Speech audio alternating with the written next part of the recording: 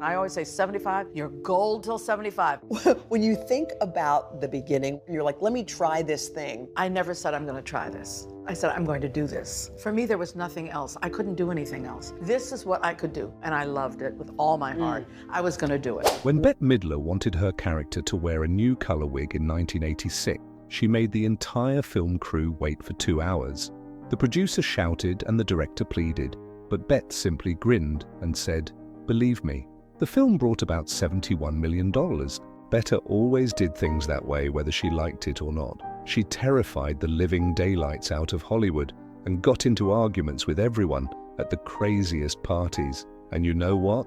She is still going strong at 79. She started out as just another chorus member before rising to the position of Seitel in 1968. She continued to perform until 1970, becoming accustomed to the stage's rhythms and gaining confidence in front of the crowd. Following her departure from Fiddler on the Roof, she ended up singing in the Continental Baths, a gay bathhouse located in the Ansonia Hotel's basement. It was alive, even though it wasn't glamorous. She sung as Barry Manilow played the piano. The largely male crowd allowed her the freedom to be boisterous, jovial, and audacious. The wit was keen, the clothing extravagant, and the music emotional. Locations like the Continental Baths served as more than just amusement parks during that time.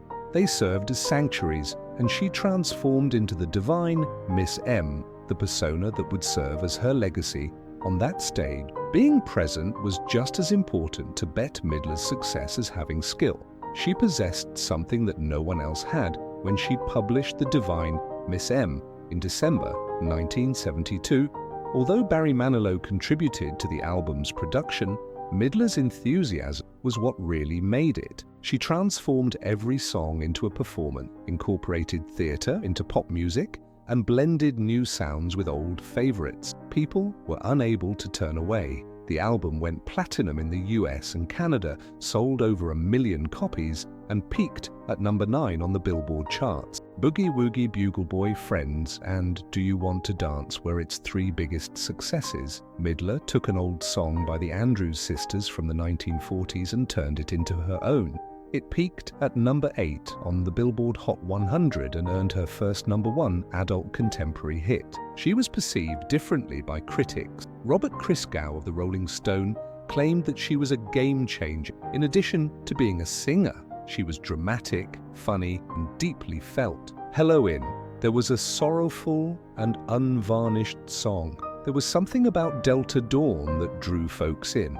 In a matter of seconds, she could transform from light-hearted to devastating, and it worked. However, her presentation of the music was just as important as the music itself. She developed a persona that was both vulnerable and larger than the divine Miss M. Despite being audacious, dramatic, and extravagant, it resonated with individuals, particularly those in the LGBTQ+ community. She won a Grammy for Best New Artist in 1973 as a result of the album's success, and she was already well known in the entertainment industry when she accepted the honor in 1974. Her typical charm and wit were evident in her acceptance speech. She was erratic, little outlandish, and utterly unforgettable. People are questioning whether she is genius or insane after her most recent Broadway surprise. On December 1st, 1945, Bette Midler was born in Honolulu, Hawaii. In an area where the majority of families were Asian, her parents, Fred and Ruth Midler, belonged to a small Jewish group. Like her songs, her live performances became legendary. She transformed every performance into a spectacle complete with comedy, music, and lavish costumes rather than merely performing on stage. She had the ability to start an audience laughing with an inappropriate joke and then instantly evoke strong emotions in them. Her ability to manage a crowd allowed her to create an intimate atmosphere, even in large arenas. All of this was documented by the Depression Tour in 1976, which HBO later adapted into The Bette Midler Show. It included spectacular shows, surprising comedy, songs that made an impression, and everything she did best. Hollywood was beginning to take notice, but her musical career was already enormous. The Rose, a 1979 movie that was partially based on Janis Joplin's life, was the beginning of Bette Midler's ascent to Hollywood stardom. She portrayed rock sensation Mary Rose Foster, who battled drugs, stardom, and personal issues. The initial plan for the film was to depict Joplin's life directly, but the script was altered to tell a fictional tale after her family refused to give the rights. Midler gave a riveting performance. Audiences were enthralled by her unadulterated passion and commanding theatrical presence. She transformed into a rock star on screen rather than only portraying one. She received a Golden Globe and an Academy Award nomination for Best Actress for her performance. Just as memorable was the soundtrack to the movie, particularly the title track, The Rose, which became one of Midler's most well-known songs and earned her a Grammy. Although some reviewers thought the movie's depiction of celebrity was cliched, it cemented Midler's standing as a singer and actress. By the middle of the 1980s, Midler had demonstrated that she was not only a talented dramatic actor, but also a born comedian. She starred in Ruthless People and Down and Out in Beverly Hills, two consecutive hits in 1986. The movie Down and Out in Beverly Hills featured a privileged family whose lives are completely upended when Nick Nolte's character, a homeless man, moves into their house. In her portrayal of the neurotic housewife, Midler maintained her character's realism while delivering incisive comedy moments. At the box office, the movie brought in over $62 million, making it the first R-rated hit for Disney's Touchstone Pictures. She played an abducted wife who betrays her captors in the movie Ruthless People, which she starred in the same year. Her keen comedic delivery and chemistry with co-star Danny DeVito contributed to the film's tremendous box office success, which brought in over $71 million.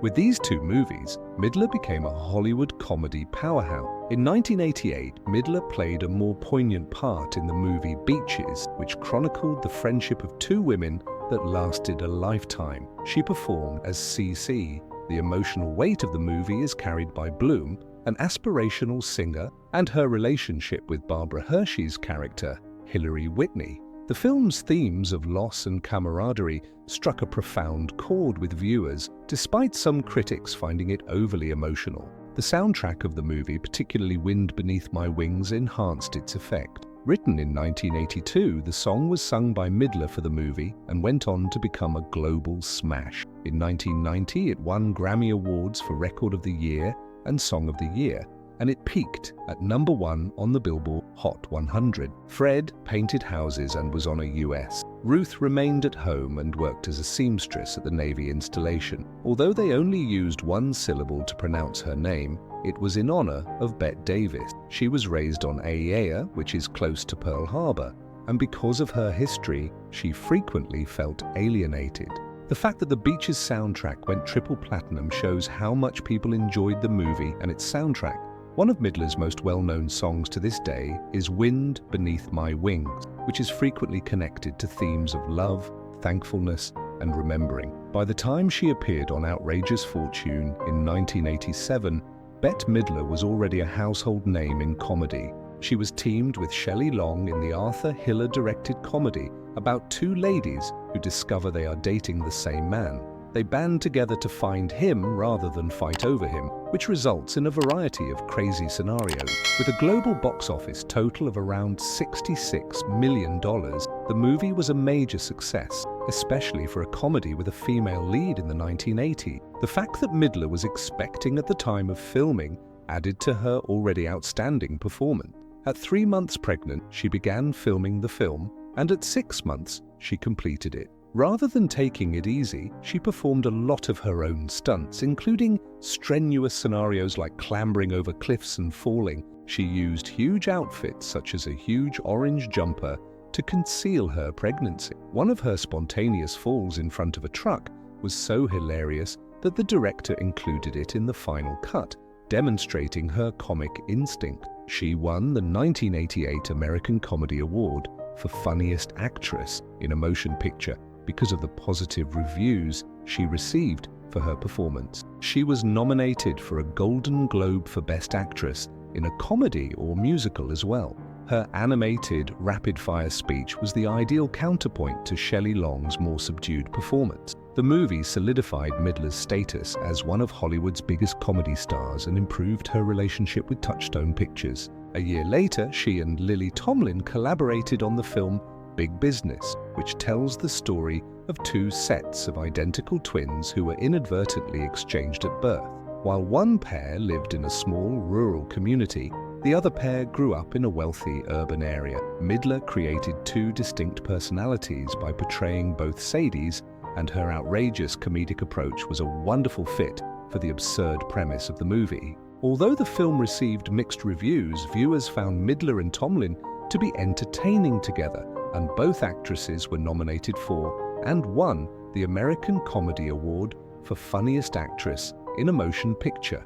Although not as successful as Outrageous Fortune, the film made $40 million at the box office. It wasn't easy to film. For scenes involving both sets of twins, the initial idea was to use body duplicates, but this didn't seem realistic.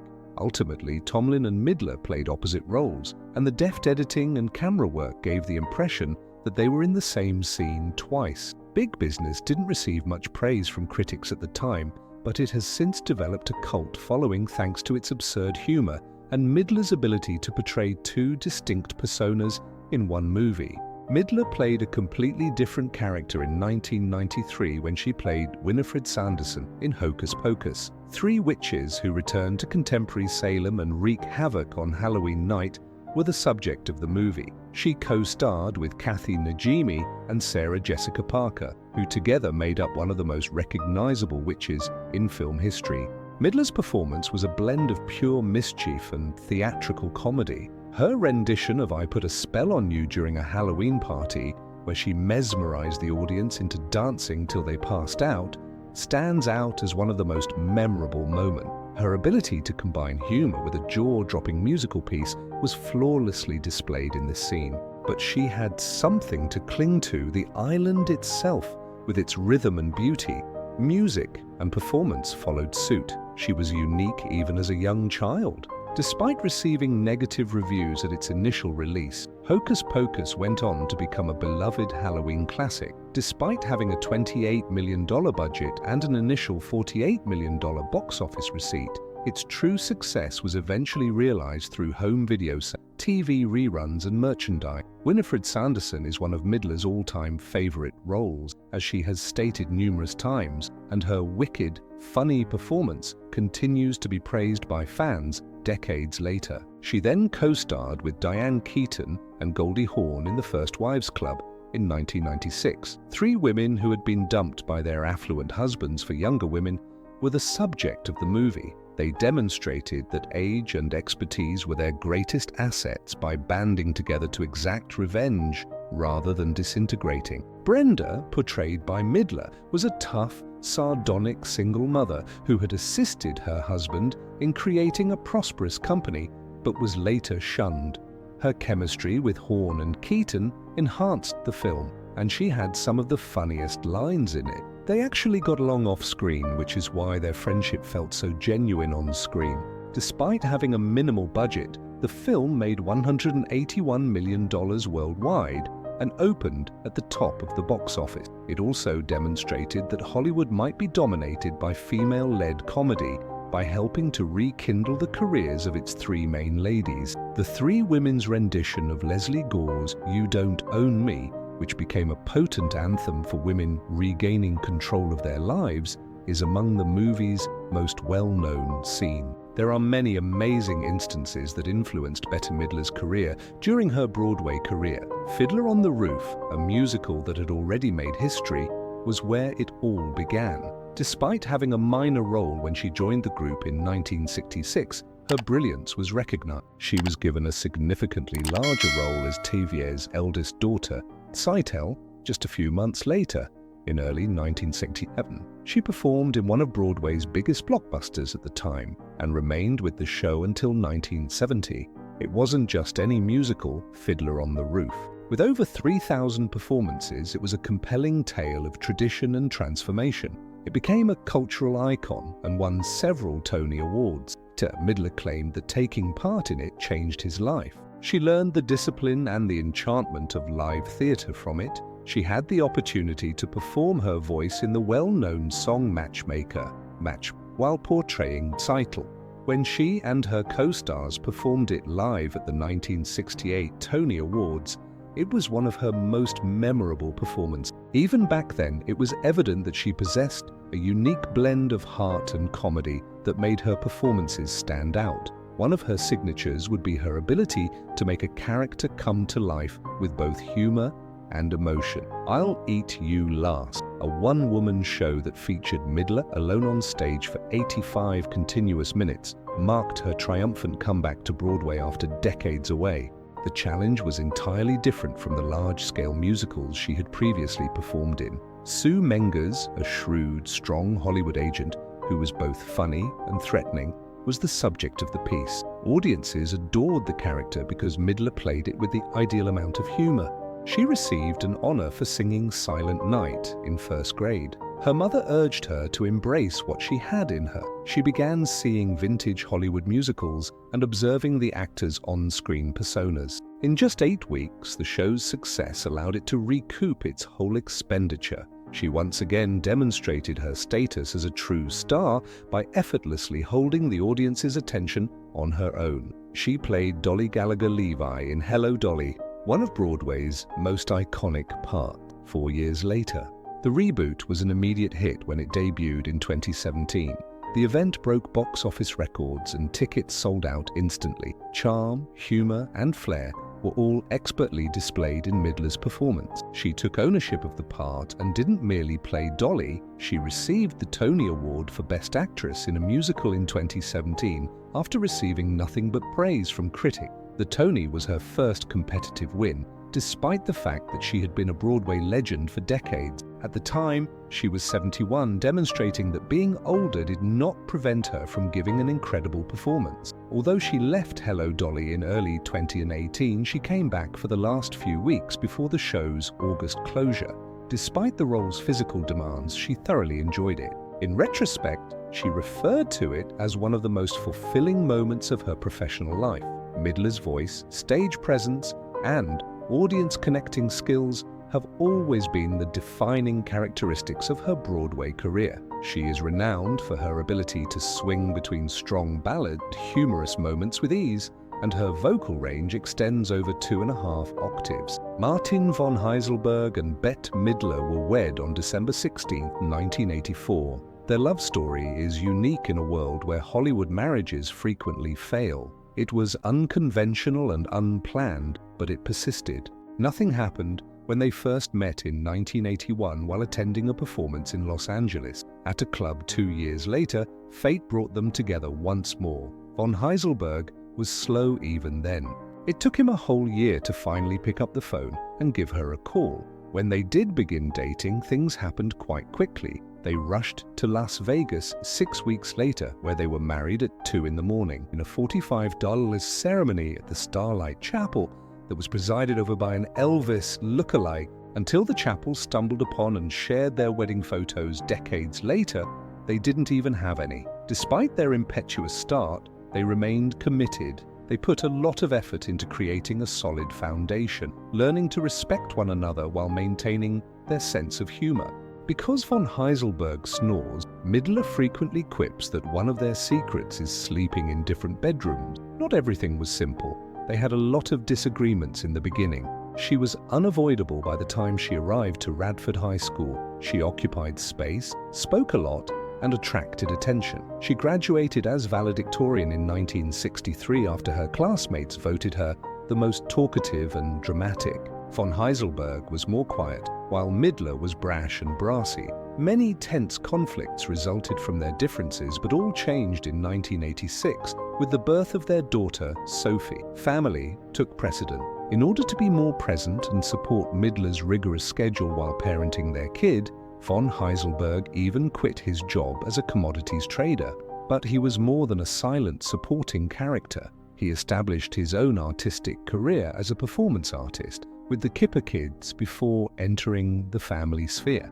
Above all, however, Midler claims that by teaching Sophie useful skills like cooking and foreign languages, he became the best father who has ever lived. They learnt to compromise, which allowed their relationship to weather all the ups and downs. Midler acknowledges that it was difficult for her to listen and let go of little disagreements, but it was essential. When Bette Midler made her television comeback in The Politician, she caused quite a stir. The Netflix series focused on the brutal game of politics, ambition, and backstabbing. In the second season, Midler took over as Hadassah Gold, a shrewd and unafraid political operative who understood the system inside and out. She wasn't by herself. As part of a formidable team managing a contentious state senate contest, Judith Light joined her. Despite the show's reputation for scathing comedy, Midler added something extra. She demonstrated that women over 70 could still rule the screen by making her character strong, in addition to being humorous. Her performance was praised by both fans and reviewers, and it soon became one of the season's most talked about moments. She had an entirely different character in The Glorias just a year later. She wasn't portraying a fictional character this time. She was following in the footsteps of the legendary feminist and real-life congressman Bella Abzug, who fiercely and passionately battled for gender equality. Alicia Vikander and Julianne Moore played multiple incarnations of Gloria Steinem in the movie, which chronicled her life. Bella wasn't merely a historical figure, thanks to Midler. She contributed the charisma, attitude, and exuberance that made her stand out. Critics complimented Midler's innate ability to capture Abzug's brazen personality on screen in the Sundance debut and Amazon Prime Video release. Midler returned to entertaining audiences in 2024 with The Fabulous Four, a comedy about enduring friendships and second chances. She portrayed Marilyn, a woman who, only months after her husband's death, surprises her old acquaintances by declaring she is getting married. Set in Key West, the film has it all: heart, humor, and a fantastic cast that includes Megan Mullally, Cheryl Lee Ralph, and Susan Sarandon. In a memorable moment that harked back to their long-standing friendship, which began when Ralph was a Broadway dream girl, Midler and Ralph even played I Can See Clearly Now together. The movie demonstrated that stories about elderly women could still be as entertaining and vibrant as any blockbuster, and fans adored seeing these icons together on screen. She started studying drama at the University of Hawaii at Manoa, but she wasn't interested in school. She left after 3 semesters. Both fans and critics are excited about Bette Midler's potential comeback to Broadway and MAME. It may be a fantastic capstone to her already illustrious career if it occurs. She last performed on Broadway in Hello, Dolly, where she wowed the crowds in 2017. For her performance, she was awarded a Tony.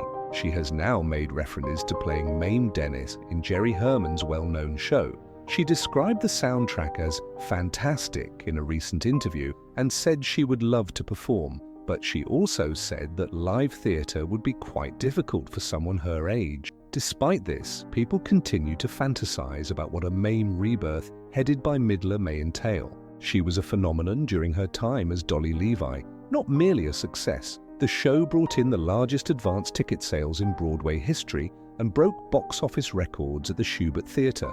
Her ability to make a beloved character feel completely new by fusing genuine emotion with brassy humor won praise from critics. MAME appears to be the ideal next step because of this. A person with a big personality who can bring humor, warmth, and a dash of outrageousness to the stage is required for the role. That's the essence of Midler. The suspense has been rapidly increasing, while Broadway insiders are already making predictions about how she might reinterpret a part made famous by Lucille Ball in the 1974 movie and Angela Lansbury on stage. Fans are expressing their excitement on social media. Some others are imagining how she would personalize Mamie's most popular songs, such as We Need a Little Christmas and If He Walked Into My Life. She would undoubtedly give the role something new, humorous, and profoundly poignant. Bette Midler is one of the most popular vocalists of her generation, having sold over 30 million albums worldwide. Among the many accomplishments throughout her music career are 3 Grammy Awards. She was awarded Record of the Year for Wind Beneath My Wings in 1990, Best New Artist in 1973, and Best Female Pop Vocal Performance for The Rose in 1981. She became well known in acting in addition to music, receiving nominations for 2 Academy Awards for The Boys and the Rose. She also received Golden Globes for both performances, with 3 Primetime Emmys, including one for her moving farewell performance on Johnny Carson's Final Tonight show. She made television history. Additionally, she did more than just show up on Broadway. She dominated. She received a Tony Award for Best Actress in a musical for her role in the 2017 production of Hello, Dolly. She has also received the Sami Khan Lifetime Achievement Award from the Songwriters Hall of Fame and a Kennedy Center Award, demonstrating that her impact is not limited to a single medium. She was raised by working-class Jewish parents in Honolulu and never let any setbacks stop her from establishing her career. Although she was influenced by artists such as Judy Garland and the Andrews Sisters, she took sure to create her own style, which would later serve as an inspiration to innumerable other artists. Adele and Lady Gaga have both acknowledged her as an inspiration, praising her ability to blend intense emotion with theatricality. However, Midler is more than just a performer. Her platform has always been used for greater good.